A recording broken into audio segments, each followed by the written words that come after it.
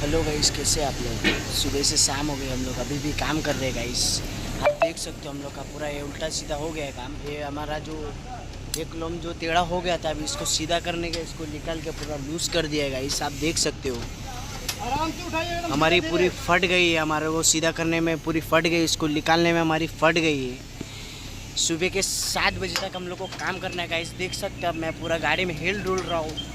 मैं पता नहीं अभी मैं क्या करना चाहता हूँ भाई गाइस। मैं बहुत मेरी फट रही है गाइस, आप देख सकते हो। आप देख लो गाइस क्या हो रहा है गाइस। ये देखो, ये हमारा पूरा क्लम टेढ़ा हो गया था सर, आप देख सकते हो। दोनों तरफ से। हेलो गाइस, मेरे को बहुत डर लग रहा है गाइस। ये कुछ भी हो सकता है, पूरा पलट भी सकता है गाइस।